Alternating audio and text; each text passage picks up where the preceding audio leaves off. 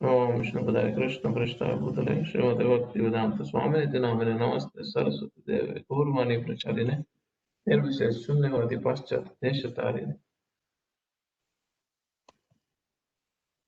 हरे कृष्ण। हरे Krishna.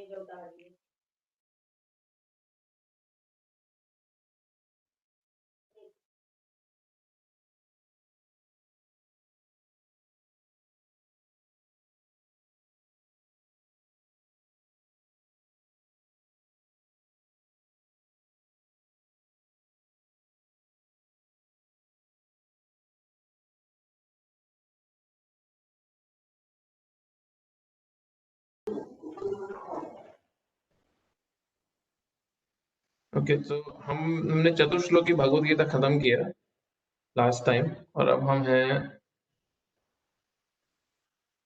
Next श्लोक पे आएंगे जो अर्जुन बोल रहे हैं अभी। तो श्लोक नंबर 12 डाल लो प्लीज।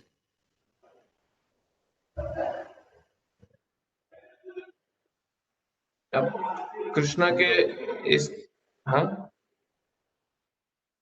क्या कहते हो? मैं करो निकाल रहा हूँ। हाँ, अब कृष्णा ने जब अपना कंक्लूजन दे दिया चतुर्श्लोकी भगवद गीता में, तब कृष्णा के कंक्लूजन देने के बाद 4 श्लोकों में अब अर्जुन अपना कंक्लूजन दे रहे हैं, और इससे पहले अर्जुन भगवद गीता पूरी सुन चुके हैं।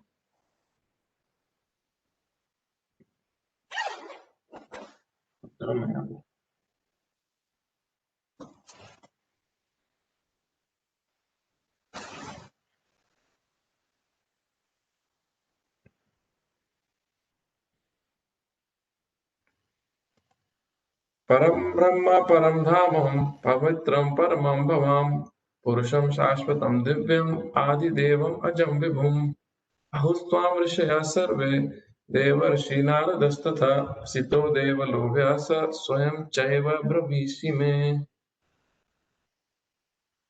अर्जुन ये 2 श्लोक में अपनी रियलाइजेशन को भी प्रेजेंट कर रहे हैं। ये बहुत इंटरेस्टिंग श्लोक है, क्योंकि अभी तक कृष्ण ने अपने बारे में बताया, अब अर्जुन अपनी रियलाइजेशन भगवान के बारे में सुन के भगवान से डायरेक्टली क्या कंक्लूड कर रहे हैं। एक भक्त के पॉइंट ऑफ व्यू से, एक क्षत्रिय जो पूरे के पूरे प्लैनेट का प्रिंस है, उनके पॉइंट ऑफ व्यू से, भगवान के एक भक्त के, एक सखा के, एक फ्रेंड के पॉइंट ऑफ व्यू से अर्जुन अपनी रियलाइजेशन दे रहे हैं। बट वो अपना कंक्लूजन नहीं सिर्फ दे रहे, वो सारे के सारे ऋषि मुनि, सारे के सारे साधु संतों का रियलाइजेशन साथ में जोड़ के दे रहे हैं। तो ये बहुत अमेजिंग श्लोक है एक्चुअली। तो अर्जुन ने कहा, आप परम भगवान हैं, परम धाम है, परम पवित्र हैं और परम सत्य भी हैं। आप नित्य हैं, दिव्य हैं, आदि पुरुष हैं, अजन्म है तथा महानतम है। ये अब अर्जुन, ये अर्जुन ने अपनी रियलाइजेशन बोली, जो पिछले पिछले वर्सेस में, जो पिछली लाइन मैंने बोली। अब अर्जुन इसको सब्सटैंशिएट करेंगे, अर्जुन इसमें रेफरेंस देंगे कि मैं किस बेसिस पे, किस बिहाफ पे इतनी स्ट्रॉन्ग स्टेटमेंट या इतने पावरफुल टर्मिनोलॉजीज आपके लिए यूज कर रहा हूं। क्यों? नारद ने भी, नारद, असित, देवल ऋषि तथा व्यास जैसे ऋषि आपके इस सत्य की पुष्टि करते हैं, और अब आप स्वयं भी मुझसे ये प्रकट कर रहे हैं। तो यही ट्रूथ जो कृष्ण ने पिछले कितने चैप्टर्स में बोला, अर्जुन अभी कंक्लूड कर रहे हैं सारे साधु संतों के नाम लेके, जो बड़े बड़े ऋषि हैं। नारद मुनि, ये सारे बहुत बड़े ऋषि हैं। व्यास देव जिन्होंने सारे शास्त्रों को लिखित रूप में हमारे सामने प्रस्तुत किया, असित ऋषि, देवल ऋषि। और अर्जुन कह रहे हैं अब आपकी बात और उनकी बात मैच कर गई, जो आपने अपने बारे में बोला और जो ऋषियों ने आपके बारे में बोला सेम है। Very important. तो तात्पर्य देखते हैं अभी क्या है इसमें।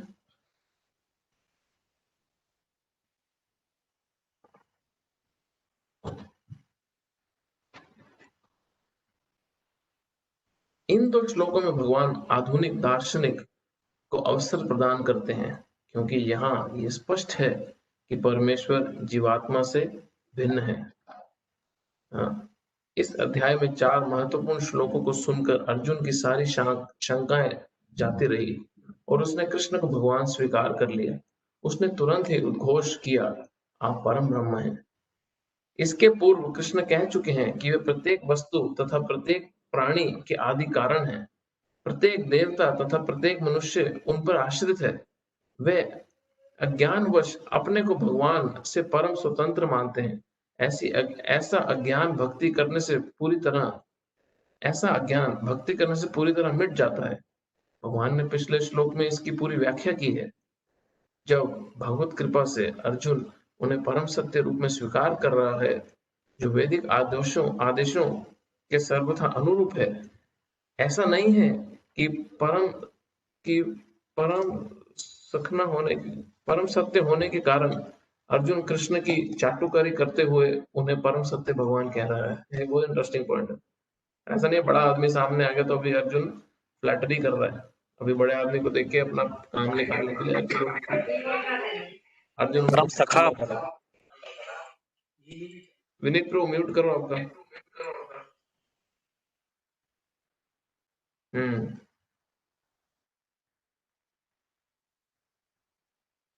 इन 2 श्लोकों में अर्जुन जो भी कहता है उसकी पुष्टि वैदिक सत्य द्वारा होती है। वैदिक आदेश इसकी पुष्टि करते हैं कि कोई परमेश्वर की भक्ति करता है वही उन्हें समझ सकता है, अन्य कोई नहीं। इस श्लोक में अर्जुन द्वारा कहे शब्द वैदिक आदेशों द्वारा पुष्ट होते हैं। अभी ये हम 2 चीजें इसमें नोट कर रहे हैं कि अर्जुन कृष्ण को वापस से ग्लोरीफाई कर रहा है, वापस से भगवान की तारीफ कर रहे हैं अर्जुन। बट इस बारी अर्जुन जब कृष्ण को ग्लोरीफाई कर रहे हैं तो वो अथॉरिटीज को कोट कर रहे हैं। हम कई बारी हम जैसे सपोज मैं अगर किसी का ग्लोरीफाई करता हूँ, अगर मैं बोलता हूँ कि फॉर एग्जांपल संजीव प्रभु मंदिर में बहुत अच्छी सेवा करते हैं, तो ये मेरा बोलना हुआ। बट अगर मैं बोलता हूँ कि टेम्पल प्रेसिडेंट एक दिन बोल रहे थे कि संजीव प्रभु मंदिर में बहुत अच्छी सेवा करते हैं, मंदिर में बहुत अच्छी सेवा करते हैं, तो मैं क्या कर रहा हूँ कि मैं अपना ओपिनियन तो दे रहा हूँ जो मेरी अंडरस्टैंडिंग है, बट मैं अथॉरिटी को कोट कर रहा हूँ कि वो बोल रहे थे कि संजीव प्रभु मंदिर में बहुत अच्छी सेवा करते हैं। तो अभी अर्जुन अपनी रियलाइजेशन, अपना जो अपना मन का भाव है, जो भगवान को ग्लोरीफाई करने का जो अर्जुन के मन में भाव है, वो अथॉरिटीज को कोट करके अर्जुन ग्लोरीफाई कर रहे हैं अपना भाव व्यक्त करने के साथ साथ। बहुत इंटरेस्टिंग तरीका है ये। कृष्ण की चाटुकारी नहीं है, भगवान को फ्लैटर करने के लिए नहीं, मक्खन लगाने के लिए नहीं, वो एक्चुअली में शास्त्रों को कोट करके, अथॉरिटीज को कोट करके भगवान की पोजीशन को और एस्टेब्लिश कर रहे हैं। इसके पीछे कारण है।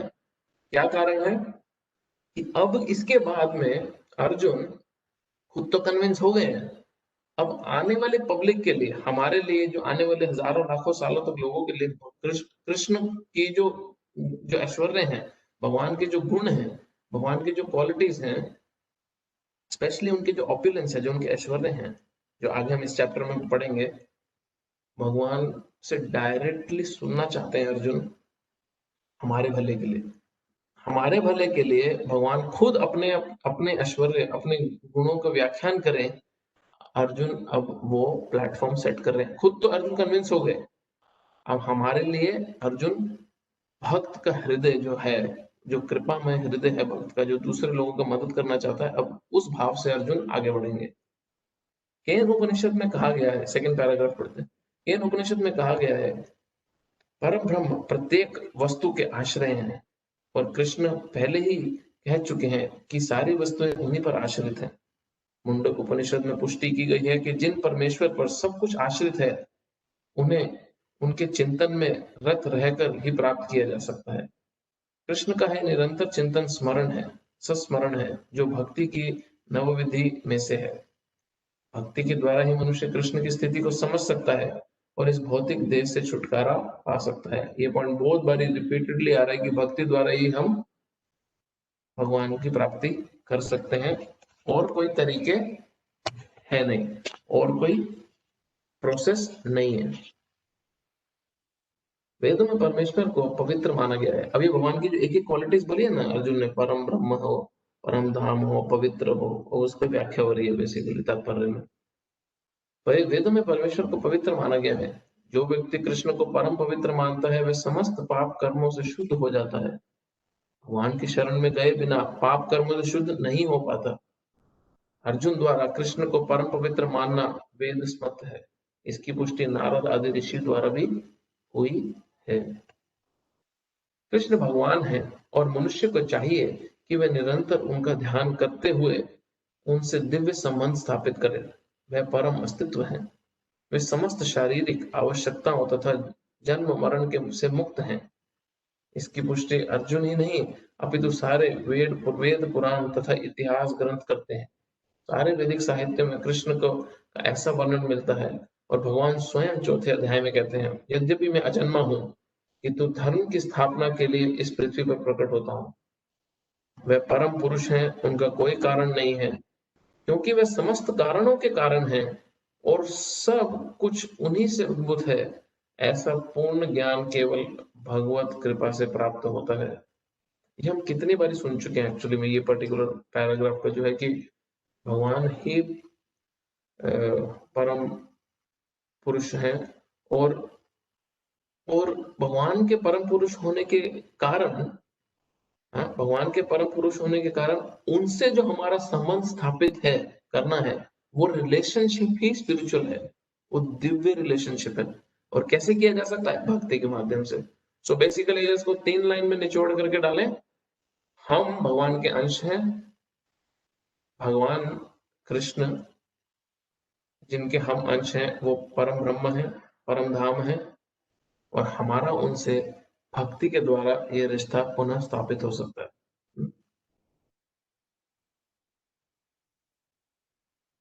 यहाँ पर अर्जुन कृष्ण की कृपा से ही अपने विचार व्यक्त करते हैं। यदि हम भगवत गीता को समझना चाहते हैं तो हमें इन दोनों श्लोकों के कथनों को स्वीकार करना होगा। यह परंपरा प्रणाली कहलाती है, अर्थात गुरु परंपरा को मानना। परंपरा प्रणाली के बिना भगवत गीता को नहीं समझा जा सकता। यह तथाकथित विद्यालय शिक्षा द्वारा संभव नहीं है। दुर्भाग्यवश जिन्हें अपनी उच्च शिक्षा पर घमंड है, वह वैदिक साहित्य के इतने प्रमाणों के होते हुए भी अपने इस दुराग्रह पर अड़े रहते हैं कि कृष्ण एक सामान्य व्यक्ति हैं।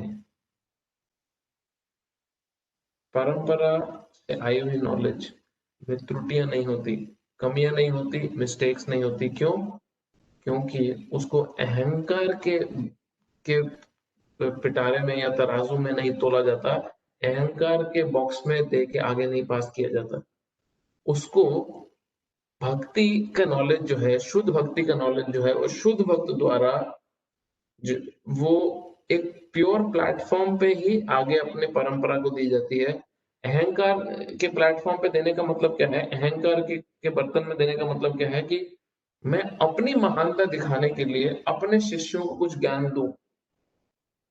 तो मैं अपने अहंकार की खुजली को मिटाने के लिए आगे अपने शिष्यों को कुछ नॉलेज जब दूंगा, तो वो नेचुरली करप्ट होगी नॉलेज, उसमें नेचुरली गंदगी में डालूंगा अपनी। क्यों? क्योंकि मुझे उसमें अपना ग्लोरिफिकेशन करना है, मुझे उसके अंदर अपना अपनी महानता दिखानी है, मुझे उसके अंदर अंदर यही दिखाना है कि मैं कितना बड़ा भक्त हूँ, या मैं कितना बड़ा योगी हूँ, या मैं कितना बड़ा त्यागी हूँ, ध्यानी जो भी हूँ मैं, या मैं कितना बड़ा कितना महान पुरुष हूँ, और तुम मेरे शिष्य हो, मेरी शरण में आओ।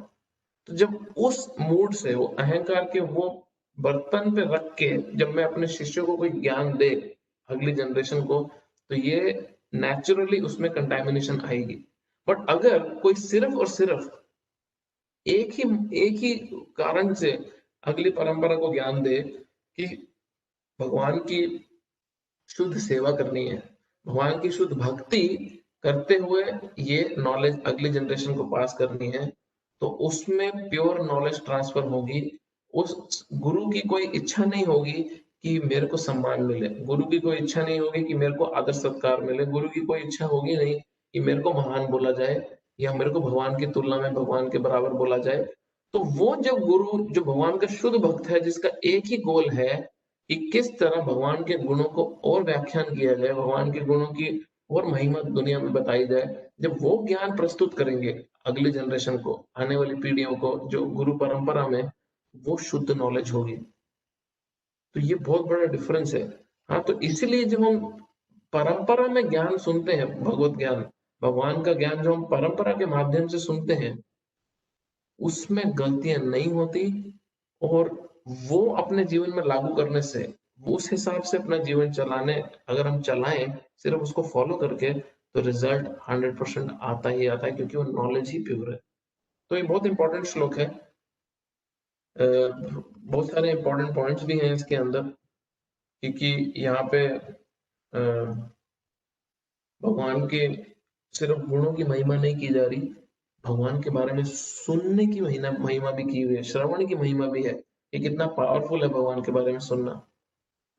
अगले 14 श्लोक में आ जाओ।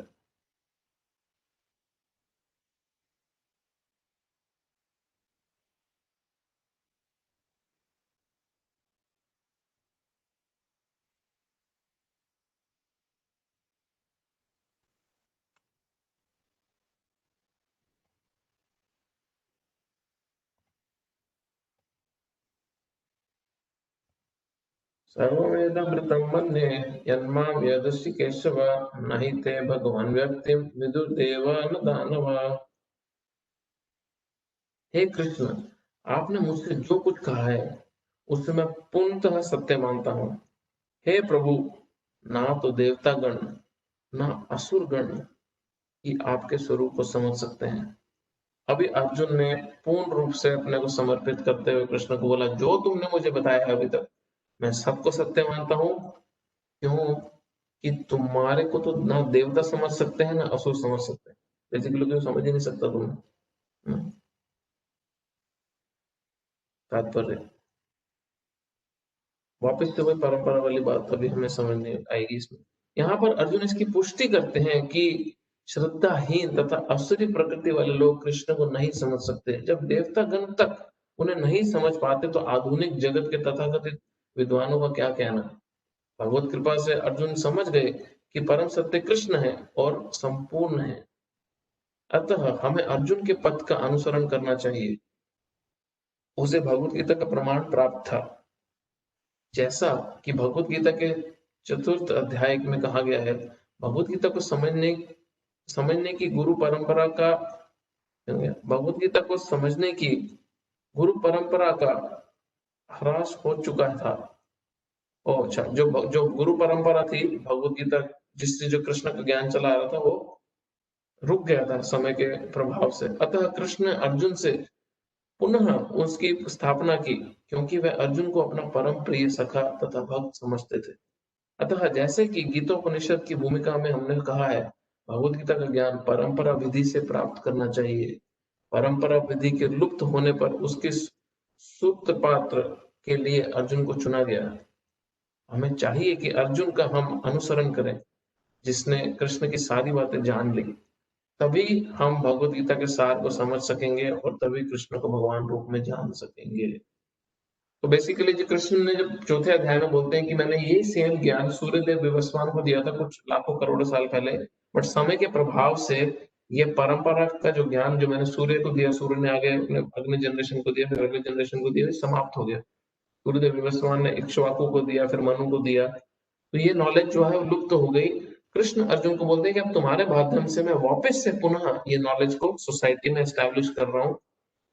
तो हमारे को जिस तरह से अर्जुन ने नॉलेज को रिसीव किया, और रिसीव करके जो अर्जुन की रियलाइजेशन आई, वही तरीके से रिसीव हमें करना चाहिए और वही रियलाइजेशन पे हमें आना चाहिए। तब हम भगवत गीता के इस एक्चुअल पर्पस तक पहुंचेंगे, तब जो इसका सार है वो समझ सकेंगे और कृष्ण को भगवान रूप में तभी समझ पाएंगे। इसको फोर्सफुल नहीं किया जा सकता, इसको ब्लाइंडली फॉलो भी नहीं किया जा सकता कि अभी अर्जुन ने बोला कृष्ण भगवान है तो मानना ही पड़ेगा, नहीं। जो जो कृष्ण इसमें अपने प्रैक्टिकल टीचिंग्स दे रहे हैं, उसको जब हम अपने लाइफ में अप्लाई करते हैं और अर्जुन के जो कंक्लूजन है उसको थ्योरेटिकली भी समझते हैं, और शास्त्रों के प्रमाण को भी समझते हैं, तो हम नेचुरली इस कंक्लूजन पे आते हैं कि कृष्ण ही परम सत्य, परम भगवान है। अगला श्लोक।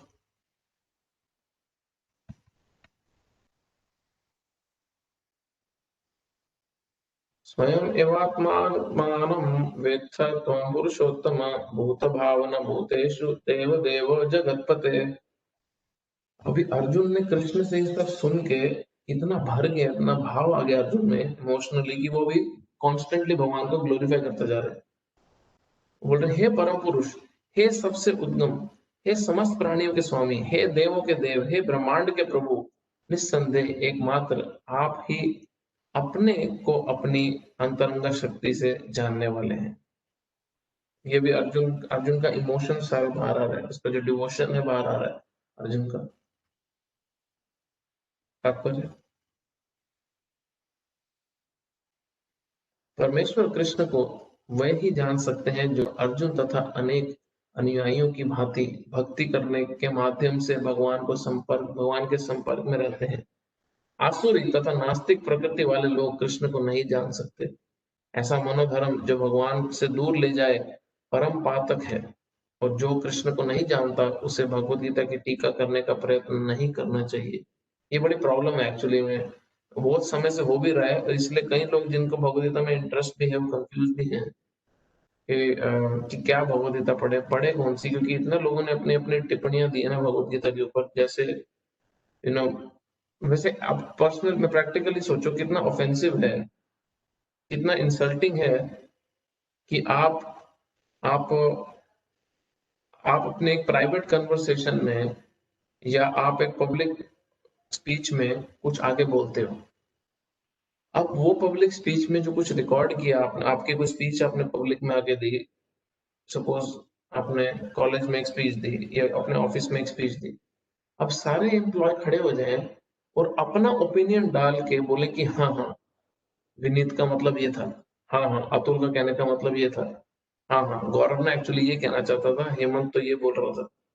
तो जब दूसरा कोई व्यक्ति अपना ओपिनियन डाल के आपके बोले हुए वर्ड्स को समझाने लगे, और आप बैठ के वहां सुन रहे हो कि यार मुझसे तो पूछ लो मैं क्या बोलना चाहता हूँ, स्पीच तुमने दी है कि मैंने दी है, तो मेरा कोई ओपिनियन वैल्यू रखता है कि नहीं रखता। तो ये भगवान के लिए सिमिलर तरीके से बहुत इंसल्टिंग है कि कृष्ण ने भगवत गीता में जो बोला है, जो डायरेक्ट वर्ड्स यूज कर रहे हैं, उसको चेंज करके सामने से टीकाकार जो है वो अपना ही कोई ओपिनियन देता है कि हाँ हाँ कृष्ण का मतलब ये, उनका कहने का तात्पर्य ये था। तो ये बहुत इंसल्टिंग है भगवान को, इसीलिए ऐसे लोगों को भगवत गीता की, भगवान की और इस दिव्य ज्ञान की कृपा नहीं मिलती। उनको चाह के भी कभी समझ नहीं आता और हृदय में कोई परिवर्तन भी उनके नहीं आता। इसलिए सिर्फ भक्त ही एक्सेस कर सकता है इस भगवान की कृपा को, और उन्हीं के हृदय में परिवर्तन आता है गीता का नॉलेज सुन के। क्योंकि भक्त का मूड क्या रहता है, अच्छा सारी दुनिया छोड़ो, कृष्ण का क्या मतलब है कहने का, भगवान क्या कहना चाहते हैं इसके अंदर। तो नेचुरली जिसकी बोली हुई बात है, और वो तो स्वयं भगवान है जिनकी बोली हुई बात है, वो अपनी कृपा खुद देते हैं कि ठीक है तुम अधिकारी हो इस नॉलेज को समझने के। ये बहुत इंपॉर्टेंट है, सटल पॉइंट्स हैं, बाहरी दृष्टि से दिखते नहीं, कई बार समझते भी नहीं, बट भीतर जो हृदय में परिवर्तन आना है वो तो उसी ही तरीके से आना है जिस तरीके से भगवान हमारी सेवा से, हमारे एक्टिविटीज, हमारी कोशिश से प्रसन्न होंगे जब। और वो क्या कोशिश, भगवान की वाणी को एज इट इज दूसरों तक पहुंचाएंगे जब, अपना कुछ उसमें कचरा गोबर न डाल के। भगवत गीता कृष्ण की वाणी है, और चूंकि है कृष्ण का तत्व ज्ञान है, अतः इसे कृष्ण से ही समझना चाहिए, जैसा कि अर्जुन ने किया। इसे नास्तिकों से हतहरण नहीं करना चाहिए। श्रीमद् भगवद गीता में कहा गया, वदन्ति तत्त्वविद तत्त्वज्ञ ज्ञानम् अद्वयम् ब्रह्मेति परमात्मेति भगवानेति शब्द भागवत में कहा गया। परम सत्य का अनुभव तीन प्रकार से किया जाता है। अब परम सत्य एब्सोल्यूट ट्रूथ को जो परम सत्य भगवान है उनको तीन रूपों में जाना जाता है। क्या है वो तीन रूप? पहला निरंकार ब्रह्म, दूसरा परमात्मा, पहला क्या है ब्रह्म ज्योति जो प्रकाश है, दूसरा जो परमात्मा रूप, और तीसरा जो परम पुरुष भगवान है। अतः परम सत्य के ज्ञान का अंतिम अवस्था भगवान है, जो हाईएस्ट अंडरस्टैंडिंग है परम सत्य की, वो है कि वो परम पुरुष भगवान है जो अपने धाम में अपने भक्तों के साथ है। हो सकता है कि सामान्य व्यक्ति अथवा ऐसे मुक्त पुरुष भी जिसने निराकार ब्रह्म अथवा अंतर्यामी परमात्मा का साक्षात्कार किया है, भगवान को भगवत गीता को ना समझ पाए, ऐसा भी हो सकता है। अतः ऐसे व्यक्तियों को चाहिए कि वे भगवान को भगवत गीता के श्लोकों से जानने का प्रयास करें, जिन्हें स्वयं कृष्ण ने कहा है। कभी कभी निर्विशेषवादी, अब निर्विशेषवादी कौन होते हैं? जो ये बोलते हैं कि जो भगवान है, जो परम सत्य, वो सिर्फ प्रकाश है, निर्विशेष है, कोई उसका स्वरूप नहीं है, कोई आकार नहीं है, कोई गुण नहीं है, सिर्फ ज्योति है। हाँ, तो वो जिन जो होते हैं उनको भी भगवत गीता, कभी कभी निर्विशेषवादियों को भी कृष्ण को भगवान के, कभी कभी निर्विशेषवादी कृष्ण को भगवान के रूप में या उनकी प्रामाणिकता को स्वीकार करते हैं, किंतु उन अनेक मुक्त पुरुष कृष्ण को परम पुरुषोत्तम रूप में नहीं समझ पाते। अनेक मुक्त पुरुष कृष्ण को परम पुरुषोत्तम के रूप में नहीं समझ पाते, जो मुक्त है वो भी। इसलिए अर्जुन उन्हें पुरुषोत्तम कहकर संबोधित करते हैं। इतने पर भी कुछ लोग ये नहीं समझ पाते कि कृष्ण समस्त जीवों के जनक हैं।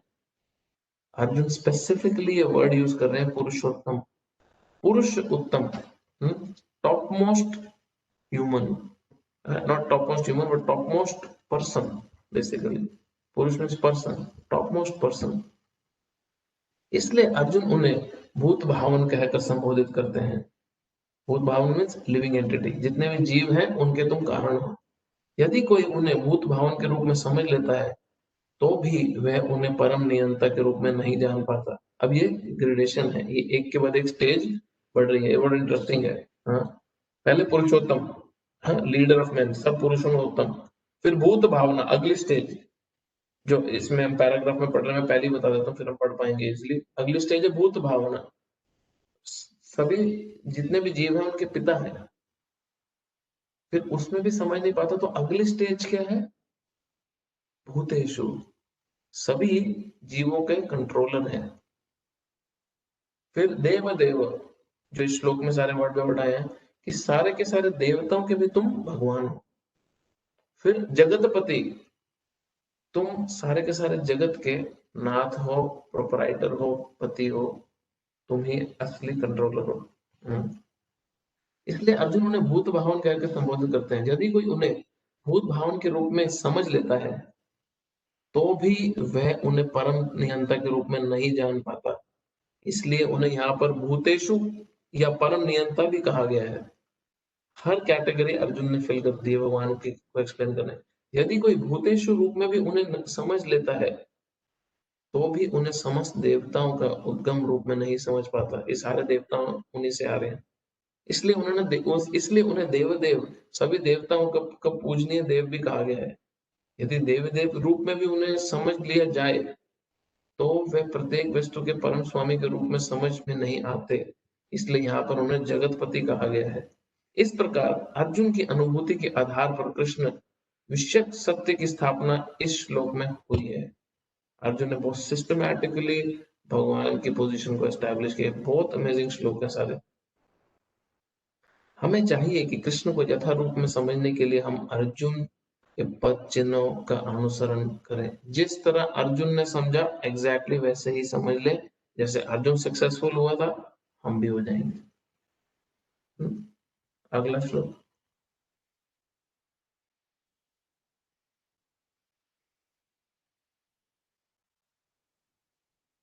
वक्तुम अर्हसि अशेषेण दिव्य हि आत्म विभूतया याभिर्विभूतिभिर्लोकान् इमां त्वं व्याप्य तिष्ठसि। अब अर्जुन ने अपना जो मनोभाव था वो प्रकट कर दिया। अब अर्जुन हमारे लिए, हम पे कृपा करके हमारे उद्धार के लिए कृष्ण से कुछ बहुत इंपॉर्टेंट प्रश्न कुछ पूछेंगे या रिक्वेस्ट करेंगे, भगवान को बोलने के लिए बोलेंगे भी। कृपया करके विस्तार पूर्वक मुझे अपने उन देव ऐश्वर्यों को बताएं जिनके द्वारा आप इन समस्त लोकों में व्याप्त हैं। आप अभी अर्जुन कृष्ण को बोल रहे हैं कि आप किस तरह पूरी की पूरी सृष्टि में समाये हुए हो, पूरी की पूरी सृष्टि में आपके ऐश्वर्य किस तरह फैले हैं, अब आप मुझे विस्तार में उसको बताएं। अमेजिंग है।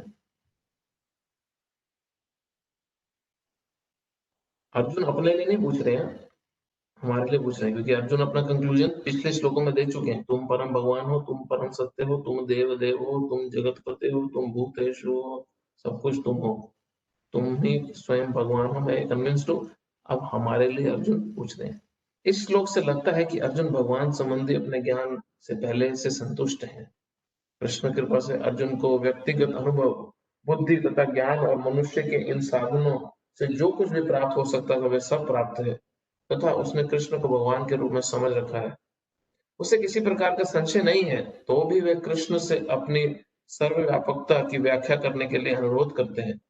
समान सामान्य जन तथा विशेष रूप से निर्विशेषवादी भगवान की सर्वव्यापकता के विषय में अधिक विचारशील रहते हैं। अतः अर्जुन श्री कृष्ण से पूछते हैं कि वे अपनी विभिन्न शक्तियों के द्वारा किस प्रकार सर्वव्यापी, हर जगह कैसे फैले, सिचुएटेड है, वे सर्वव्यापी रूप में विद्यमान रहते हैं।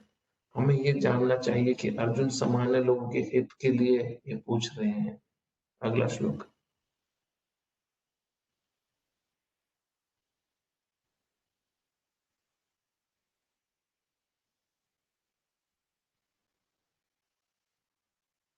कथं विद्यामहं योगीं त्वां सदा परिचिन्तयान् केषु केषु च भावेषु चिन्त्योऽसि भगवान् मया। हे Krishna, you can't hear me, मेरी आवाज नहीं आ रही क्या? किसी का मैसेज आया? आ रही है प्रभु, मेरे को तो आ रही है आपकी। मुझे भी अच्छा करो नहीं। हेमंत प्रभु, आवाज आ रही है मेरी अभी? ये आपके सिस्टम में कोई ग्लिच है, देखो ना। हाँ जी, आ गई प्रभु, सॉरी। ठीक है। Thank you. हे कृष्ण, हे परम योगी, मैं किस तरह आपका निरंतर चिंतन करूं और आपको कैसे जानूं? हे भगवान, आपका स्मरण किन किन रूपों में किया जाए? अब ये अर्जुन ने वापस एक और क्वेश्चन पूछा है कि इस जगत को जब मैं देख रहा हूं, मैं क्या करूं, मैं किस तरह से ये जो सृष्टि सब देख रहा हूं, तो मैं कैसे तुम्हारा चिंतन कर पाऊं, कैसे तुम्हें हर समय रिमेम्बर कर पाऊं? जैसा कि पिछले अध्याय में कहा जा चुका है, भगवान अपनी योग माया से आच्छादित रहते हैं, कवर्ड रहते हैं, कर्टन की तरह। केवल शरणागत भक्तजन ही उन्हें देख सकते हैं। अब अर्जुन को विश्वास हो चुका है कि उसके मित्र कृष्ण भगवान हैं, किंतु वह उस सामान्य विधि को जानना चाहता है जिसके द्वारा सर्वसाधारण लोग भी उन्हें सर्वव्यापी रूप में समझ सके। बहुत इंपॉर्टेंट पॉइंट है। अभी हम भगवान के विग्रह, भगवान की मूर्ति के सामने भी जब हम जाते हैं, तो हमारे को मेटल, मार्बल, लक्कड़ ही दिखता है, या क्ले का बना हुआ तो वो दिखता है। हमारे को उसमें भी बहुत कोशिश करनी पड़ती है, अपनी चेतना को सामने ला के पूरा ध्यान से देखना पड़ता है कि हाँ जी, ये भगवान है, हमारे को प्रणाम करना है, आशीर्वाद मांगना है, कुछ दान देना है, कुछ पूजा करनी है, अपनी प्रार्थना कुछ देनी है भगवान को। और भगवान को जो पूर्ण रूप से भगवान की चेतना में रमे हुए हैं, जो पूर्ण रूप से भगवान के शुद्ध भक्त हैं, जो पूर्ण रूप से कृष्ण भावना भावित हैं, वो पूरी सृष्टि में भगवान को देख पाते हैं। स्थावर जंगम देखे ना देखे तार मूर्ति, सर्वत्र हो इज निष्ठ देवेर स्फूर्ति। उनको ना कोई मूविंग ऑब्जेक्ट दिखता है स्थावर, ना कोई जंगम, कोई नॉन मूविंग ऑब्जेक्ट दिखता है। उनको कोई हिलती हुई चीज, ना हिलती हुई चीज, कुछ नहीं दिखता। उनको सिर्फ भगवान का स्वरूप दिखता है उसमें। सर्वत्र हो निज इष्ट देवर स्फूर्ति, उनको हर जगह अपने देव की स्फूर्ति होती है, हर जगह उनको अपने प्रभु की स्फूर्ति होती है, हर जगह। ऐसे भक्तों को, भगवान के शुद्ध भक्त है। तो हम जो साधारण लोग हैं, हम कैसे भगवान को इस सृष्टि में देख सकें, ये अर्जुन का प्रश्न है। असुरों तथा नास्तिक साहित्य नास्तिकों सहित सामान्य जन कृष्ण को नहीं जान पाते, क्योंकि भगवान अपने योग माया शक्ति से आच्छादित रहते हैं, कवर्ड रहते हैं। दूसरी बात यह है कि ये प्रश्न जन सामान्य के लाभ हेतु पूछे जा रहे हैं। उच्च कोटि का भक्त केवल अपने ही ज्ञान के प्रति चिंतित नहीं करता रहता, अपितु तो सारे मानव जाति के ज्ञान के लिए भी रहता है चिंतित। अतः अर्जुन वैष्णव या भक्त होने के कारण अपने दयालु भाव से सामान्य जनों के लिए भगवान के सर्वव्यापक रूप के ज्ञान का द्वार खोल रहे हैं। वह कृष्ण को जानबूझकर योगी कहकर संबोधित कर रहे हैं, क्योंकि वह योग माया शक्ति के स्वामी हैं, जिसके कारण वह सामान्य जन के लिए अप्रकट या प्रकट होते हैं। सामान्य जन जिसे कृष्ण के प्रति कोई प्रेम नहीं है, कृष्ण के विषय में निरंतर नहीं सोच सकता। आप वही विषय में हर समय सोचोगे जिस जिस विषय से आपको प्रेम है। काम से प्रेम है तो काम से सोचोगे, देश से प्रेम है तो देश के बारे में सोचोगे, परिवार बीवी बच्चों से पति से प्रेम है तो वो सोचोगे। जिस चीज से प्रेम है निरंतर उसी के ही बारे में व्यक्ति सोच सकता है। आमतौर पर व्यक्ति भौतिक चीजों का ही चिंतन करता है, वह तो भौतिक चिंतन करता है। अर्जुन इस संसार के भौतिकवादी लोगों के चिंतन प्रवृत्ति के विषय में विचार कर रहे हैं। केशु केशु च भावेषु शब्द भौतिक प्रकृति के लिए प्रयुक्त है। भाव का अर्थ है भौतिक वस्तु, क्योंकि भौतिक वस्तुओं पर चित्त एकाग्र करने की तथा ये देखने का प्रयास करने की सलाह दी जाती है कि कृष्ण भौतिक रूप में किस प्रकार प्रकट हो रहे हैं। हम नेचुरली हर चीज मटेरियल ही देखते हैं, मटेरियल ही सोचते हैं। हमारी चेतना में हर समय हर चीज भौतिक ही चलती है। अर्जुन ये पूछ रहे हैं कि इस भौतिक जगत में, इन भौतिक चीजों में ही कृष्ण को कैसे देखा जाए। आपको कैसे देखा जाए भगवान, ये बताओ हमारे को। आप तो योगी हो, आप तो परम योगी हो, आप अपनी अपनी कृपा करके बताओ तरीका कि हम किस तरह आपका अनुभव कर सके। ये अर्जुन का क्वेश्चन है, ये अर्जुन पूछ रहे हैं भगवान से।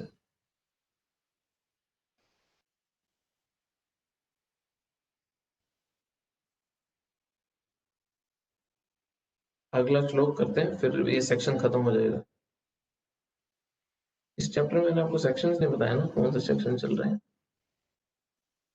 तो सेक्शन ये श्लोक नंबर 12 से लेके 18 तक जो ये जो श्लोक हैं, 7 श्लोक हैं, इसमें अर्जुन भगवान को परम भगवान के रूप में एक्सेप्ट करते हैं और उनसे रिक्वेस्ट करते हैं कि अपनी विभूतियों के बारे में, अपने ऐश्वर्य के बारे में बताएं। 12 से लेके 18 तक में। तो हम 18वां श्लोक करते हैं खत्म, और फिर हमारा ये सेक्शन आज खत्म हो जाएगा। फिर इसके बाद में 19 से लेके 42 तक कंटिन्यूसली 19 से लेके 42 श्लोक तक पूरा इस चैप्टर के एंड तक सारे भगवान के विभूतियां ही हैं। भगवान की सिर्फ ऐश्वर्य और उनकी विभूतियों की गुणगान है, तो वो बहुत जल्दी कवर हो जाएगा। तो श्लोक नंबर 18 निकाल लो। विस्तारेणात्मनो योगं विभूतिं च जनार्दन भूय कथया तृप्तिर्हि शृण्वतो नास्ति मे अमृताम्। ओ जनार्दन, हे जनार्दन, आप पुनः विस्तार से अपने ऐश्वर्य तथा योग शक्ति का वर्णन करें। वापिस से अर्जुन रिक्वेस्ट कर रहे हैं, प्लीज अपने बारे में बताओ। मैं आपके विषय में सुनकर कभी भी तृप्त नहीं होता हूँ, क्योंकि जितना ही आपके विषय में सुनता हूँ उतना ही आपके शब्द अमृत को चखना चाहता हूँ। अभी ये भी एक टेस्ट है हमारी बीमारी जानने का। अर्जुन भगवान को बोल रहे हैं, मैं जितना भी आपके बारे में सुनता हूँ मैं और सुनना चाहता हूँ, आपके जो अमृत रूपी शब्द हैं उनको चखना चाहता हूँ। अभी अभी हमारा होता है क्या, एक क्लास के बाद, 2 क्लास के बाद मन करता है तीसरा भी सुना, चौथा भी सुना यार, बस और दिन खत्म हो गया, क्या है यार, काम पे जाना पड़ रहा है, क्या है यार, ये करना पड़ रहा है, क्या है यार, और मुझे इसको ये भी सुनना है, वो कथा भी सुननी है, भगवान के बारे में वो भी जानना है, वो भी जानना है, ये भी पढ़ना है, और जानना है मुझे, और पढ़ना है, प्रभुपाद के बारे में लीला पढ़ रहे हैं, तो बुक क्यों खत्म होगी, और कोई बुक है क्या। होता नहीं है, मैं अपना बता रहा हूँ, आप लोगों का नहीं, नहीं होता है ऐसा, नहीं होता। तो वो कैसे होगा देखते हैं आगे। इसी प्रकार का निवेदन नैमिषारण्य के शौनक ऋषियों ने सूत गोस्वामी से किया था। यह निवेदन इस प्रकार है, वयं तु न पितृप्रयाम उत्तम श्लोक विकर्मणे इच्छ्रिवावन्तः रसज्ञा स्वादु स्वादु पदे पदे। ओ ये श्लोक है, ये स्वादु स्वादु पदे पदे, रसज्ञानम रसज्ञानम स्वादु स्वादु पदे पदे। उत्तम स्तुतियों द्वारा प्रशंसित कृष्ण की दिव्य लीलाओं का निरंतर श्रवण करते हुए कभी तृप्त नहीं होते। किंतु जिन्होंने कृष्ण से अपना दिव्य संबंध स्थापित कर लिया है, वे पद पद पर भगवान की लीलाओं का वर्णन का आनंद लेते रहते हैं। स्वादु स्वादु पदे पदे, वो हर पद पे, हर स्टेज पे अपने भगवान की लीलाओं का वो रस लेते हैं। अतः अर्जुन कृष्ण के विषय में और विशेष रूप में उनकी सर्वव्यापी रूप के बारे में सुनना चाहते हैं। जहां तक अमृतत्वम की बात है, कृष्ण संबंधी कोई भी व्याख्यान अमृत तुल्य है, और इस अमृत की अनुभूति व्यवहार से ही की जा सकती है। आधुनिक कहानियां, कथाएं एवं इतिहास कृष्ण की दिव्य लीलाओं से इसलिए भिन्न है क्योंकि संसारिक कहानियों के सुनने से मन भर जाता है, किंतु कृष्ण के विषय में सुनने से कभी थकान नहीं आती। अभी कौ, कौन सी ऐसी नॉवल है, कौन सी ऐसी किताब है, कौन सा ऐसा न्यूज़पेपर है जिसको इतना डिटेल में कभी कोई स्टडी करता होगा, और साल भर साल एक के बाद एक स्टडी करता होगा। कितने हजारों हजारों ऐसे भक्त हैं जो ये भगवत गीता को पहले पेज से आखिरी पेज तक 100 बारी पढ़ चुके हैं। कितने सारे ऐसे भक्त हैं जो 10-10 बारी भगवत गीता को पढ़ चुके हैं। कोई नॉवल नहीं पढ़ सकते आप, कोई न्यूज़पेपर नहीं पढ़ सकते, कोई थीसिस नहीं पढ़ सकते। रेफर कर सकते हो, किसी ने बड़ा कोई बहुत बढ़िया थीसिस पीएचडी करके लिखी हो किसी सब्जेक्ट मैटर पे, कितना पढ़ोगे उसको? बहुत ज्यादा डिटेल में नहीं जा पाओगे। डिटेल में जाने के मतलब कि बार बार नहीं पढ़ पाओगे। क्यों? क्योंकि वो दिव्य ग्रंथ नहीं है, वो स्पिरिचुअल नहीं है। वो स्पिरिचुअल पर्सनालिटी, जो आध्यात्मिक पुरुष है, जो स्वयं भगवान का स्वरूप है, उनके गुण है, उसके बारे में कथा नहीं है, तो उसका स्वाद भी नहीं आएगा, और बार बार तो भूल ही जाओ। प्रभुपाद जी जैसे बार बार बोलते थे कि तुम पानी पानी पानी पानी पानी पानी करते रहोगे तो तुम्हारे को थकान महसूस होगी। हमारा फेवरेट कोई एक्टर एक्ट्रेसेस हो, कोई बहुत एक्ट्रेस हो, कोई एक्ट्रेस है जिसके पीछे हम पागल हो रहते हैं उसकी मूवीज देखने में, हम उसका नाम लेते रहे, कितने बारी नाम ले लेंगे? एक ही आपकी फेवरेट मूवी को आप कितनी बारी देख दोगे? एक भक्त मुझे बता रहा था, कहता प्रभु जी बाहुबली देखी, मजा आ गया प्रभु जी, क्या पिक्चर बनाई प्रभु। हाँ, मेरे को कन्विंस करने के लिए बोला, तो प्रभु जी उसमें ना शिवलिंग भी है, शिव जी की पूजा भी है, कृष्ण भी है उसमें। मैं कहा अच्छा। कहते प्रभु जी मैं कितनी बारी देखी तूने? कह रहा 2 बारी देखी, मजा आ गया। वही भक्त आके बोला, कह रहा प्रभु तीसरी बारी देखी तो 75% पे बंद कर दी, फिर 3-4 हफ्ते बाद चौथी बारी लगाई, आधे घंटे बाद बंद कर दी। कितनी बारी देखूं, पता है अगला सीन क्या आना है, अगला डायलॉग क्या आना है। शोले मूवी देख ली लोगों ने, कितनी बारी? 10 बारी देख ली होगी। फिर 10-15 साल बाद जब सब भूल जाता है, वापस से फिर देख के फिर याद आ गया तो फिर छोड़ दिया। आध्यात्मिक ग्रंथ, आध्यात्मिक कथाओं के लिए वो वैसा नहीं रहता। हाँ, वो उसमें प्रिंसिपल अलग चलता है क्योंकि वो स्पिरिचुअल है। हर समय आपकी चेतना जितनी बढ़ती जाएगी, उतना ही आध्यात्मिक ग्रंथ अपने आप को अपने अपने ही ज्ञान जो उसमें दिया हुआ है उसको और रिवील करते जाएंगे, और आपको व्याख्यान होती जाएगी उसकी। हम्म। यही कारण है कि सारे विश्व का इतिहास भगवान के अवतारों की लीला के संदर्भ से पटा हुआ है। हमारे पुराण विगत युगों के इतिहास हैं जिनमें भगवान के विविध अवतारों की लीलाओं का वर्णन है। इस प्रकार बारंबार पढ़ने पर भी विश्व वस्तु नवीन बनी रहती है, हर समय न्यूअर एंड न्यूअर। ठीक है, तो ये सेक्शन हमारा खत्म होता है। एक्चुअली में इसमें अगर टेक्निकली जानना हो ना कि ये होता कैसे है, हम एक व्यक्ति बोर पता है क्यों होता है? जब उसकी इंटरेक्शन होती है, जब इंद्रियों की इंटरेक्शन, सेंसेस की इंटरेक्शन होती है सेंस ऑब्जेक्ट से, जो इंद्रियों के ऑब्जेक्ट्स हैं, जैसे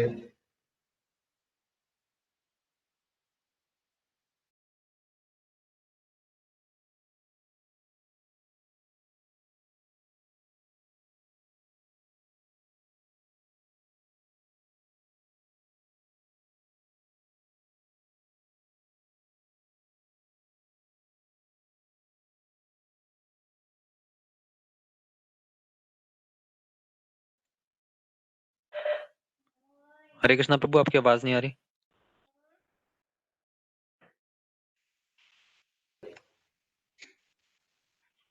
हरे हरिबोल। कृष्णा, अभी आवाज आ रही है मेरी? प्रभु आपकी आवाज नहीं आ रही। अभी आ रही है क्या?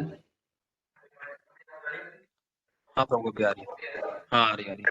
वो मेरे फोन से इंटरनेट कनेक्टेड है ना, बीच में कॉल आ गया था शायद इसलिए।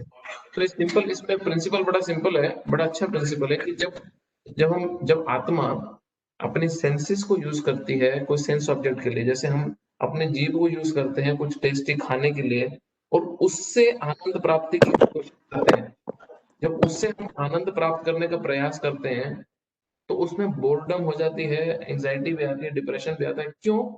क्योंकि एक स्पिरिट जो आत्मा है, वो जो आध्यात्मिक है, वो एक भौतिक वस्तु से आनंद प्राप्त कर रही है।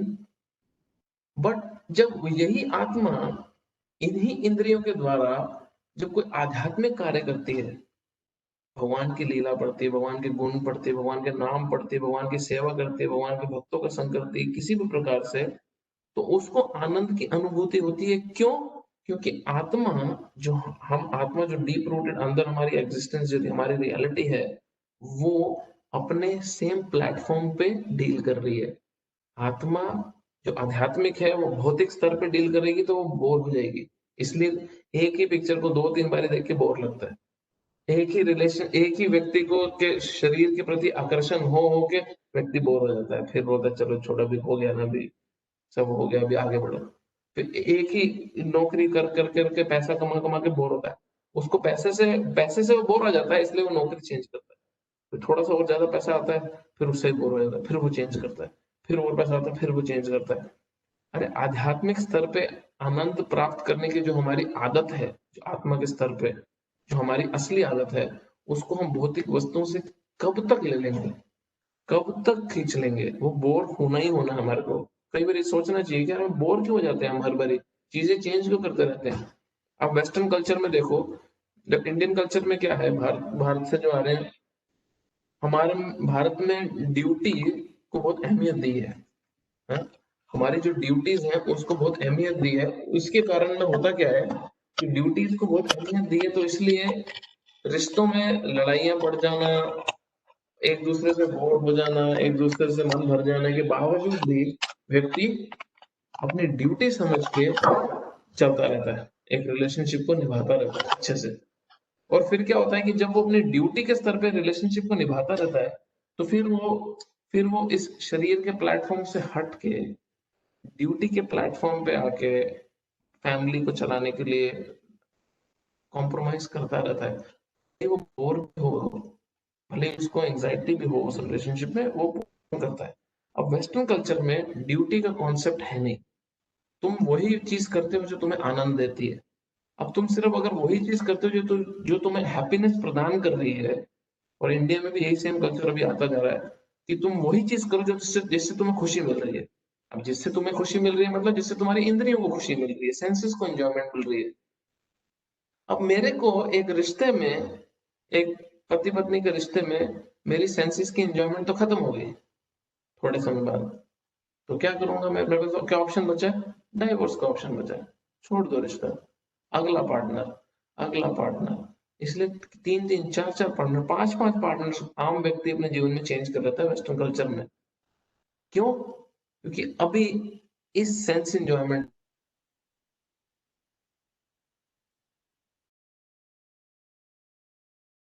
बात आती है। मेरी आवाज आ रही है अभी? हरे कृष्ण। हाँ प्रभु बीच बीच में थोड़ी सी ब्रेक हो गई जाती है। हाँ, अभी आ रही है ना, क्योंकि एक दिन से कॉल आ गया हाँ ना। अभी ठीक है। हाँ ठीक है। अभी ठीक। तो जब जब जब ये जो माइंडसेट है, ये जो माइंडसेट है कि यार मेरे को मजा नहीं आ रहा अभी इस रिलेशनशिप में, या मेरे को मजा नहीं आ रहा है इस जॉब में, या मेरे को नहीं मजा आ रहा अभी ये सब चीजें करने में, चेंज करो चेंज करो। ये प्रॉपर मटेरियल अंडरस्टैंडिंग है।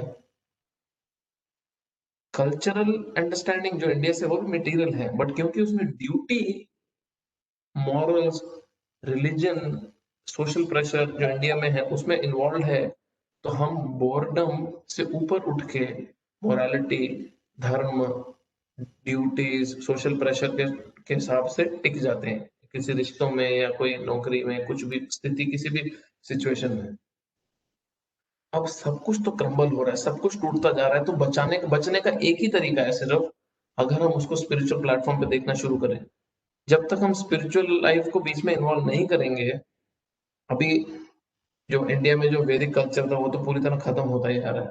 अगर हमने स्पिरिचुअल कल्चर इंट्रोड्यूस नहीं किया तो बहुत जल्दी यही वेस्टर्न माइंडसेट, मजा नहीं आ रहा छोड़ दो, मजा नहीं आ रहा जाने दो, नौकरी छोड़ दो, घर वाले छोड़ दो, पति पत्नी छोड़ दो, बच्चे छोड़ दो, जॉब छोड़ दो, मजा नहीं आ रहा, मजा नहीं आ रहा, मेरी सेंसेस को एंजॉयमेंट नहीं मिल रही, छोड़ दो छोड़ दो, चेंज करो चेंज करो चेंज करो।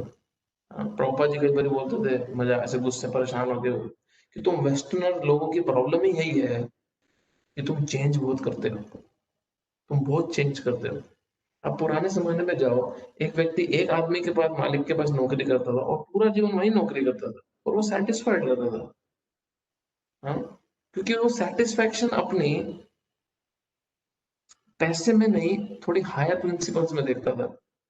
अब वो हायर प्रिंसिपल्स इंडिया में खत्म होते जा रहे हैं क्योंकि वैदिक कल्चर खत्म होता जा रहा है। तो क्या बचा है उस प्रिंसिपल को बचाने के लिए? सिर्फ स्पिरिचुअल कल्चर ही उसको रिवाइव कर सकता है, क्योंकि हम वापस से वैदिक कल्चर जो था हमारा, उसको लाना बहुत मुश्किल है भाई। वापस से आप कैसे लाओगे वर्णाश्रम धर्म, ब्राह्मण क्षत्रिय वैश्य शूद्र, शूद्र का ये समाज कहाँ से वापस लाओगे? आप ला ही नहीं सकते वापस इंडिया में भी उसको, या पूरे विश्व में। सिर्फ स्पिरिचुअल कल्चर अगर इंट्रोड्यूस हो गया, भगवद गीता की ये टीचिंग्स अगर इंट्रोड्यूस हो गई, तो ही एक तरीका है उस कल्चर को वापस से रिवाइव करने का, otherwise it's not going to happen. Otherwise disaster की तरह तो इंडिया बहुत स्पीड से जा ही रहा है। मेट्रोपॉलिटन्स में, बॉम्बे दिल्ली का बता रहा हूँ, हर तीसरी से चौथी शादी is on the verge of breaking. जहां पे रिलेशनशिप में टॉर्चर हो या या अत्याचार हो या डोमेस्टिक वायलेंस हो, मैं उनकी बात नहीं कर रहा, बस मजा नहीं आ रहा, मेरी बन नहीं रही तुम्हारे साथ, फिर एक्स्ट्रा मैरिटल अफेयर होना, फिर इधर उधर मुंह मारना, फिर क्या क्या गंद चलना, सेम चीज पैसे को लेके, सेम चीज रिश्तेदारी को लेके, सेम चीज किसी भी जिम्मेदारी को लेके, सोसाइटी को लेके, सब क्रम्बल होता जा रहा है, गिरता जा रहा है। क्यों? मजा नहीं आ रहा। तो ये जो बहुत प्रॉब्लम है, इससे डील करने का तरीका ही सिर्फ स्पिरिचुअल नॉलेज है। ठीक है, तो हमारा ये सेक्शन खत्म हुआ। कोई क्वेश्चन है किसी का तो पूछ सकते हैं। हरे कृष्णा प्रभु जी। हरे कृष्ण। प्रभु जी थोड़ा सम अप कर रहा था, तो 7th chapter, 8th chapter, 9th chapter में भक्ति योग का इम्पोर्टेंस बाकी सारे योग से ज्यादा बताया गया। हाँ जी। 8th चैप्टर, 9th चैप्टर में टुवर्ड्स कृष्णा की तरफ आप यानी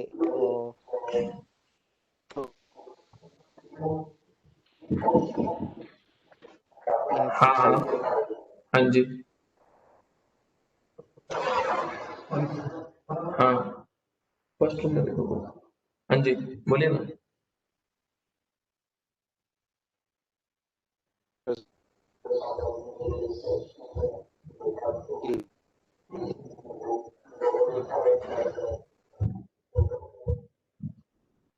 इवन जब युद्ध करने जा रहे थे उसके पहले ही उनको जब पता था कि ये भगवान है और ये मेरे सारथी बन रहे हैं, तो थोड़ा वो एक लाइन ऑफ थॉट्स में नहीं बैठा कि 7, 8, 9 चैप्टर का वो कंटिन्यूएंस थोड़ा समझ में नहीं आया।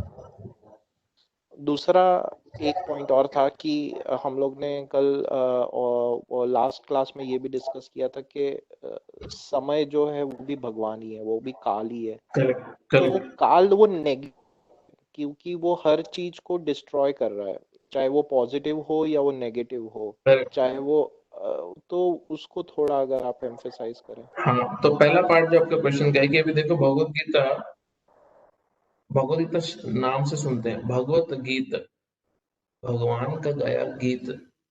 अब भगवान बैटलफील्ड से पहले गीत गा रहे हैं। हाँ, भगवान बैटलफील्ड से पहले गाना गा रहे हैं। ये गाना क्या है? ये एक्चुअली में कृष्णा का लव सॉन्ग है। कृष्णा का अपने डिवोटीज के प्रति अफेक्शन है, लव सॉन्ग है जो भगवान गा रहे हैं। अब अर्जुन भगवान से ऐसे क्वेश्चंस पूछ रहे हैं, पूरे चैप्टर की जो फ्लो आप देखोगे, भगवद गीता के जो सेक्शंस का फ्लो देखोगे, जिसमें कृष्ण अपना हार्ट पूरी तरह एक्सप्रेस कर सके। और यहाँ पे हम देख रहे हैं कि भगवान एक्चुअली में उन तक कैसे पहुंचा जाए जो हाईएस्ट फॉर्म ऑफ योगा है, वो एक्सप्लेन कर रहे हैं 7th 8th 9th 10th 11th में भी आप देखोगे, 12th में भी आप देखोगे, प्योर डिवोशन की ही बात हो रही है। ये पूरा सेक्शन ही प्योर डिवोशन है, शुद्ध भक्ति का है। 7वें अध्याय से लेके 12वां चैप्टर जो है वो भक्ति योग ही है। तो अभी बैटलफील्ड से पहले कृष्ण ने ये क्यों किया? एक ही पर्पस से किया। भगवान के बहुत पर्पस है, जो मेन पर्पस भगवान का ये था कि उस समय पे सबकी अटेंशन कृष्ण पे थी, और कृष्ण ने एक ऐसा अपॉर्चुनिटी पिक किया, ऐसा अपॉर्चुनिटी चूज किया कि जहां लाइफ के क्राइसिस से रिलेटेड ऐसी प्रॉब्लम के सॉल्यूशन दिए जा सके जो कॉमन आदमी के लिए हर समय पे वैलिड हो। तो सिर्फ बैटल से रिलेटेड नहीं है भगवत गीता, लाइफ की बैटल से रिलेटेड है। और लाइफ की बैटल जो है वो सबके लिए कभी ना कभी जीवन में हर समय चलती ही रहती है, और सबकी अलग अलग चलती रहती है।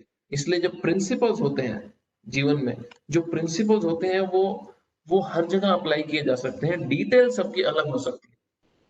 अभी किसी को कैंसर हो सकता है, किसी को कोरोना वायरस हो सकता है, किसी की मृत्यु हार्ट अटैक से हो सकती है, किसी की कैंसर से हो सकती है, किसी की कोरोना से हो सकती है। बट अंते नारायण स्मृति, ये प्रिंसिपल है कि अंत में नारायण की स्मृति कैसे करनी है, उसके लिए जीवन को प्रिपेयर करना है। या किसी की नॉर्मल डेथ भी हो सकती है बुढ़ापे से, समय के साथ। बट गोल क्या है? भगवान का स्मरण कैसे करना है मृत्यु के समय।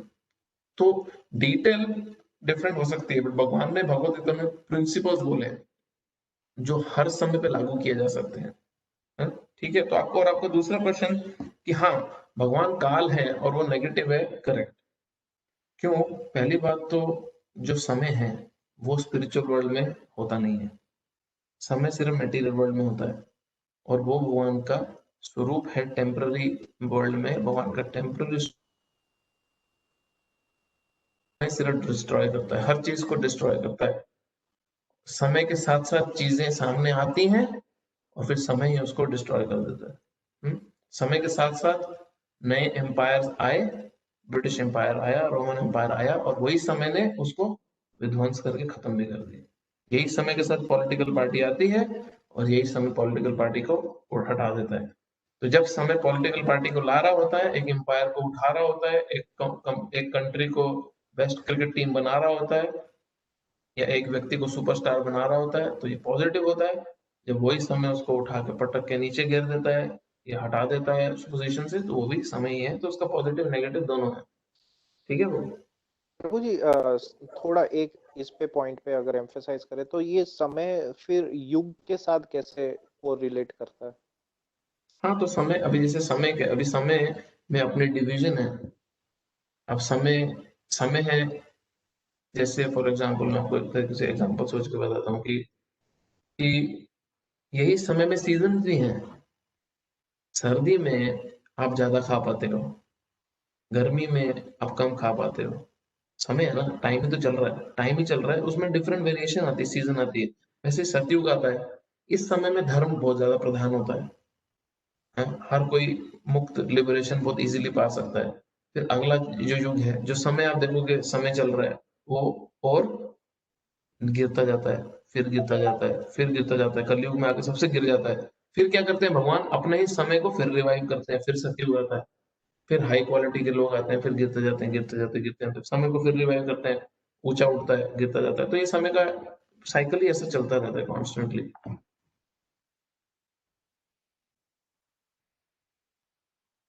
ठीक है। कृष्ण कृष्ण। सॉरी प्रभु जी, फोन डिस्कनेक्ट हो गया होगा शायद। ठीक है, समझ आएगा ये आपको? में मैं सुन लूंगा। वो इंटरनेट डिस्कनेक्ट होगा। मैं हाँ, आपकी वीडियो आवाज में वैसे भी पूरा कट सुन कट के आ लूंगा। रही है मुझे क्वेश्चन में भी। और किसी का कोई क्वेश्चन है? प्रभु मेरा प्रश्न है। हाँ जी। प्रभु एक अभी परपेट में प्रभुपाद बोल रहे थे कि भगवान को जैसे पुरुषोत्तम कह के या देव देव कह के भी संबोधित किया जाता है, राइट? तो मेरा प्रश्न है कि जैसे देवों के देव महादेव, ऐसे शिव जी को भी वही कह के संबोधित किया जाता है कई बार ना, तो उनमें फिर कई बार हम रिफ्यूज कैसे करेंगे आर्ग्यूमेंट किसी के साथ कन्वर्सेशन हो, जैसे अभी भगवान को भी देव देव महादेव का मतलब होता है टॉप मोस्ट देवता। देव का मतलब होता है देवताओं का देवता। फर्क समझ रहे हो? महादेव का मतलब तो है दृढ़ देवता, और देव देव का मतलब है देवताओं का देवता, या देवताओं की जिनसे उत्पत्ति होती है। तो फर्क है। तो ये कहाँ पे देव देव कह के कहाँ कौन से उसमें संबोधित किया गया भगवान को, कौन से शास्त्र में? अभी तो पढ़ा अपने श्लोक में। नहीं श्लोक में।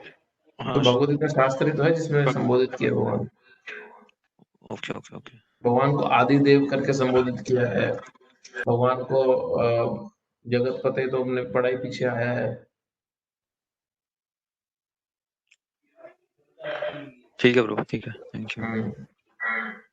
तो हम ये जब टर्मिनोलॉजी देखते हैं, जैसे अब ऐसे नहीं कि आपका म्यूट कर लो पहले, तो शिव जी के लिए भी यूज किया जाता है भगवान, नारद मुनि के लिए भी भगवान यूज किया है। पर जब हम ये टर्मिनोलॉजीज को देखते हैं तो हम ये एक एक वर्ड उठा के क्वेश्चन नहीं कर सकते, ऐसा तो क्यों, ऐसा तो क्यों। टोटलिटी में देखना पड़ेगा आपको कि किसकी क्या पोजीशन शास्त्रों में दी गई है। अभी शिव जी के लिए ईश्वर यूज किया जाता है वर्ड, स्पेशली साउथ में तो शिव जी को और ईश्वर को सिनोनिम माना जाता है, एक ही माना जाता है। ईश्वर मतलब शिव जी, मतलब एक पूरा एरिया में एक वही बन गया कि शिव जी मतलब ईश्वर। अब ईश्वर तो हम भी हैं। ईश्वर का मतलब होता है कंट्रोलर। हाँ, कंट्रोल। अब हम भी कुछ ना कुछ लेवल पे तो कंट्रोल करते हैं। आप अपने घर में कुछ चीजें कंट्रोल करते हो, अपना बजट कंट्रोल करते हो। आप किसी का बिजनेस है तो अपने बिजनेस को कंट्रोल करता है, कोई मैनेजर है तो अपने स्टाफ को कंट्रोल करता है। तो कंट्रोल तो सब करते हैं, और शिव जी भी बहुत बड़े स्केल पे कंट्रोलर हैं, सृष्टि के लेवल पे कंट्रोल करते हैं। बट महेश्वर कौन है, महा ईश्वर कौन है, परम ईश्वर कौन है? शिव जी के लिए महेश्वर वर्ड भी यूज किया जाता है, कृष्ण के लिए भगवद गीता में परमेश्वर वर्ड यूज भी किया जाता है। तो परम ईश्वर है, वो सबसे सुप्रीम कंट्रोलर है। तो ये जो वर्ड्स की यूसेज है, ये ये उस समय पे, अभी जैसे अभी हमने आपने देखा होगा कई बार डिवोटीज आते हैं, बोले तुम तो मेरे भगवान हो, तुम तो मेरे भगवान हो। अब वो एक्चुअली थोड़ी ना भगवान होता है सामने वाला भक्त। या कई बार हम एक दूसरे भक्त को बोलते हैं तुम तो मेरे गुरु समान हो, गुरु हो मेरे, तुम गुरु। वो एक्चुअली थोड़ी ना गुरु की पदवी होती है। तो कई बार प्रेम से या कई बार रिस्पेक्टफुली हम एक दूसरे को संबोधन कर देते हैं। तो वो आवाज चली गई आपकी। चक्कर क्या है ये आवाज का? अभी आ रही है? ठीक है। अरे कृष्णा, आवाज आ रही है मेरी? आ रही है। और भी अच्छा किसी का क्वेश्चन आया मैसेज में? अच्छा, उन्होंने श्लोक भेजा है। ओम पूर्णमद पूर्णमिदं पूर्णात् पूर्णमुदच्यते पूर्णस्य पूर्णमादाय पूर्णमेवावशिष्यते। Please throw some light on this.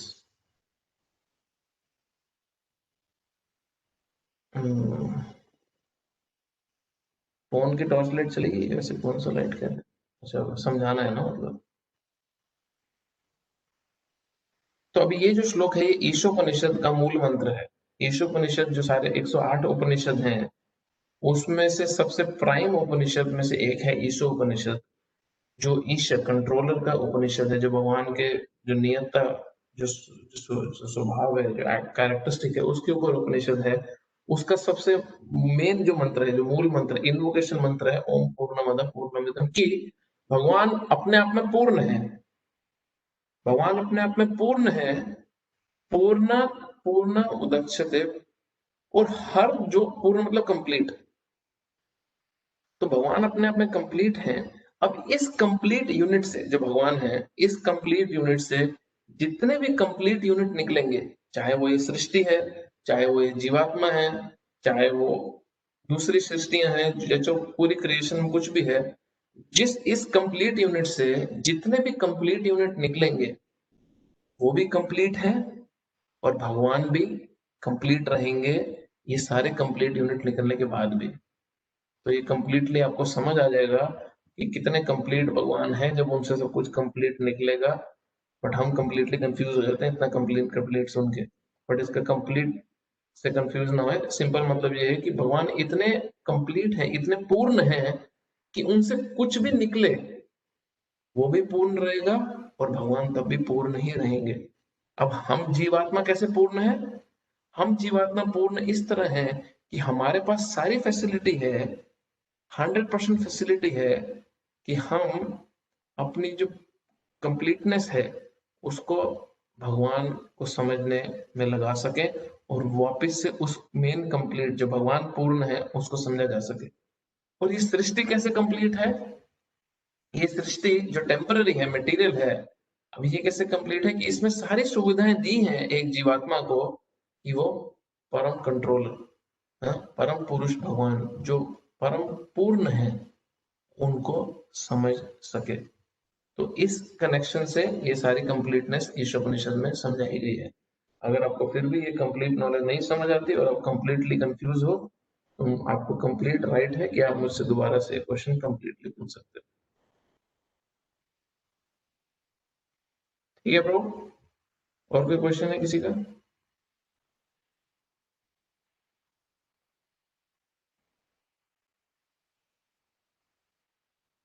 हरे कृष्ण प्रभु। Hare Krishna. Who is that? Sumit है प्रभु। हाँ जी प्रभु जी। प्रभु क्वेश्चन है कि जब हम नए नए आते हैं कृष्ण भावना में तो बहुत इंथुजियास्टिक होते हैं और से थोड़ा समय निकल जाता है तो वो जो इंथुजियास्ट है वो थोड़ा कम होना शुरू हो जाता है, which we can feel. I am talking about myself. तो how to get that spiritual strength back, जो स्टार्टिंग में मूड था वो कैसे लेके आया जा सके बाहर, या हम कुछ ऐसा कर रहे हैं जिसके कारण वो मूड चला गया है? तो अभी जैसे इस 10th चैप्टर में हम देख रहे हैं कि अर्जुन ने कृष्ण को पूर्ण रूप से पहले ही समझ लिया और फिर भी बाद में भी अर्जुन ने अपनी रियलाइजेशन कृष्ण को दी कि मैं जानता हूँ आप कौन है, बट फिर भी पब्लिक के हित के लिए अर्जुन कृष्ण को बोलते हैं अपने विभूति के बारे में बताओ। तो सुमित प्रभु का तो एंथुजियाज्म कम होता नहीं है, उनका तो एक्स्ट्रा एंथुजियाज्म है, वो हमारे लिए पूछ रहे हैं। बट आप पूछ गलत व्यक्ति से रहे हो, बट फिर भी मैं आप मुझसे पूछ रहे हो तो मैं आपको कुछ बता सकता हूँ कि हमारा एंथुजियाज्म कम होने के दो कारण है, मेजर बहुत कारण है बट दो मेजर कारण है। किसी भी व्यक्ति के एंथुजियाज्म कम होने के दो कारण होते हैं। पहला, जब उसकी जो स्पिरिचुअल प्रैक्टिसेस हैं, जो मेन साधना है, चैंटिंग, शास्त्र को पढ़ना और भगवान के बारे में सुनना, ये तीन चीजें जो है, चैंटिंग, शास्त्र को पढ़ना, भगवान के बारे में सुनना, ये तीन चीजें जब वो वीक पड़ती हैं तो एंथुजियाज्म नीचे जाता है। पहला कारण, जब हमारी साधना वीक पड़ती है। दूसरा जो सबसे इंपॉर्टेंट, जो और ज्यादा इंपॉर्टेंट कारण है, जो बहुत कॉमन है, सब डिवोटीज अपने पांव पे कुल्हाड़ी मारते हैं उसकी वजह से, वो है वैष्णव अपराध। हम इतना कैजुअल रहते हैं दूसरे भक्तों की निंदा करने में और हमारे को फील भी नहीं होता कि हम दूसरे किसी की खिल्ली उड़ा रहे हैं, उसकी निंदा कर रहे हैं या उसकी पोजीशन गिरा रहे हैं किसी सामने वाले की नजरों में, और हम ऐसे ही उसके बैक में, उसके पीछे से हम कुछ भी उसके बारे में बात करते रहते हैं। तो ये बहुत ही क्रूशियल टर्निंग पॉइंट रहता है किसी भी भक्त के एंथुजियाज्म में, और वो खुद देखता है कि थोड़े समय में उसका मन ही नहीं करता, ना माला करने का मन करता है, ना सेवा करने का मन करता है, मंदिर जाने का मन नहीं करता उसका। क्यों? क्योंकि वो रोकता ही नहीं अपने जीव को या अपने कानों को दूसरे भक्तों की निंदा सुनने से या करने से। तो ये बहुत इंपॉर्टेंट है, इससे तो बचना ऐसे चाहिए कि मृत्यु से जैसे डर लगता है हमारे को, इससे हमारे को इतना डर लगना चाहिए कि कुछ भी करके ये गलती नहीं करनी। और ये प्रैक्टिस से होगा, क्योंकि हमारे लिए बहुत आसान है क्रिटिसाइज करना, निंदा करना। सुना है तुमने, तुमने देखा, वो ऐसे बोला, ऐसे बोली, ये करा, वो करा, बहुत नेचुरल है हमारे लिए। तो ये जो बहुत नेचुरल है हमारे लिए क्रिटिसाइज करना दूसरे भक्तों को, उसकी प्रैक्टिस भी उतनी ही करनी पड़ेगी कि नेचुरल हैबिट हमारी खत्म हो कि हम ये क्रिटिसिज्म बंद करें, हम वैष्णव अपराध बंद करें। तो ये दो मेन कारण। अब इसी में जैसे पहला वाला मैंने बताया, चैंटिंग, रीडिंग और हमारी हेयरिंग। अब इसी में सब डिविजन अगर आप देखोगे तो कि आपका चैंटिंग, रीडिंग वगैरह मॉर्निंग में कितना हो रहा है, कितना आपका क्वालिटी चैंटिंग रीडिंग हो रहा है, कितने अच्छी एसोसिएशन आप ले रहे हो, कितने सीरियस डिवोटीज के साथ आप एसोसिएट कर रहे हो, आप आपकी हेयरिंग की क्वालिटी क्या है, आपकी रीडिंग की क्वालिटी क्या है, आप अपने डाउट्स वगैरह डिस्कस करते हो क्या करते, ये सारी फिर कैटेगरीज आ जाती है। बट ऊपर ऊपर से जो मोटे दो कारण है वो ये हैं कि हमारी साधना वीक होती है, तब हमारा एंथुसियाज्म कम हो जाता है, और वैष्णव अपराध। वैष्णव अपराध की प्रॉब्लम ये है कि वैष्णव अपराध करते तो हमारी साधना अपने आप वीक हो जाती है। वैष्णव अपराध तो सबको ही पानी में मिट्टी डाल देता है, सब खत्म कर देता है। शास्त्रों में इसको बोला गया हाथी मत्था अपराध, मैड एलिफेंट ऑफेंस। इसका मतलब है कि जब आप एक पागल हाथी को एक अच्छे से बगीचे में छोड़ देते हो, तो वो हाल करता है उस बगीचे का, वो हाल करता है कि उस बगीचे को सुधारने में ही सब कमर टूट जाती है लोगों की, क्योंकि वो इतना तहस नहस कर देता है उस सुंदर बगीचे को। तो सिमिलरली जो पागल हाथी है, ये जो वैष्णव अपराध है, ये पागल हाथी की तरह है जो हमारी भक्ति के बगीचे को पूरी तरह तहस नहस कर देता है अंदर से और बर्बाद कर देता है। इससे बहुत डरना चाहिए। इससे जितना डरो उतना अच्छा है। भक्ति में अगर किसी भी चीज से डरना है तो इसी एक चीज से डरना, कि वैष्णवों के प्रति अपराध करने से।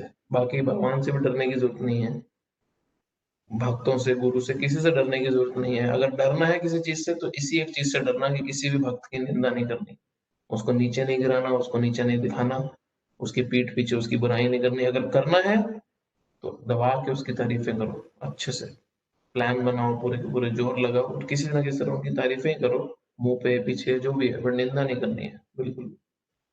ठीक है प्रभु। थैंक यू प्रभु। हरे कृष्ण। और कोई क्वेश्चन है किसी का?